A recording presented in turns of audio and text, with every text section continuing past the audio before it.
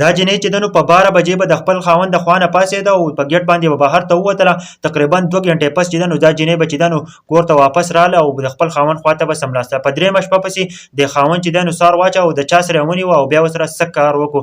ویډیو راسره مکمل وګورئ، د نورو ملګرو سره هم شیر کړئ، زمونږ چینل ورسره ضرور سبسکرایب کړئ. ملګرو دا جنۍ چې دنو کله به چې ماسخوتن شو دا به د خپل خاوند خواته سملاسته چې 12 بجې به شوې. نو دا جنۍ چې دا نو د خاوند به وده شو، نو دا جنۍ چې دنو د خوانه به راپاڅېدله او د ګیټ نه به بهر ته ووتله او چې کله به بهر ته لاړه نو د هغه نه پس چې دنو 2 غنټې پس به دا جنۍ واپس راتلله. ملګرو یوه شپه چې دنو دا جنۍ چې دنو د خپل خاوند سره پراته ده او ماسخوتن دی، د هغه نه پس چې دنو دا دې جنۍ د خاوند چې وده شي نو دا جنۍ چې دنو پاتې شي او بهر ته په ګیټ باندې وځي. نو دا خاوند چې دنو دا رایق شي او وایي چې زما دا ښځه چېرته لاړه، چې 2 غنټې پس چې دنو دا ښځه واپس راشي د خپل خاوند خواته سملي. ملګرو په دویمه شپه چې دنو دا جنۍ چې ده نو بیا د خپل خاوند سره پراته ده او تقریبا 12 بجې چې شي نو دا جنۍ چې ده د خپل خاوند د خوا نه پاسي او بهر ته لاړه شي. نو خاوند چې ده نو رایق شي په دغه شپه باندې او د خپله ښځه چې ده نو دا ویني چې دا بهر ته روانه ده. نو مکمل طور باندې خاوند چې ده نو ډېر زیات پریشانه شي چې زما دا ښځه چې ده نو دا د چا سره میلاویږي.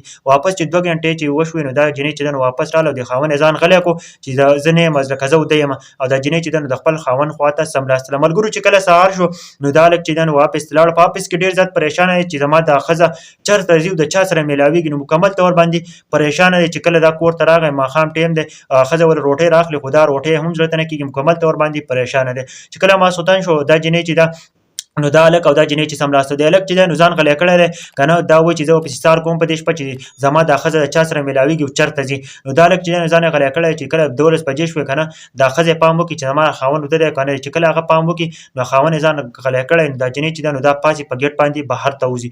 نو دا خاوند چې دی نو دا پسې هم غلی بهر ته وځي. نو دا روان دي نو دا جنۍ چې ده نو یو خوشه غوندې ځګی دی نو دا هغه ته لاړه شي. نو دا خاوند چې دی نو دا پسې هم ساره چې دا چې دی نو دا پسې هغه پسې روان دی، په ښځې پسې روان دی. نو ملګرو چې دا چې دی نو کله ښځه چې نن یو جونګړې ته ورننوځي او هلته پکې یو بوډا سړی ناست وي او هغه ته روټۍ نیسي. نو دا سړی دا چې دی نو دا ورته هلته ګوري چې دا څه کوي. د هغه نه پس چې دی نو هغه ورته دواګانې شروع کړلې. هغه دا سړی چې دی نو دا غلی واپس کور ته راغی او چې کله واپس کور ته راغی که نه، دا جنۍ هم په ګیټ باندې رادننه شوله. چې کله په ګیټ باندې رادننه شوله او دا چې کله کمرې ته راشي دا جنۍ نو خاوند یې ایښي.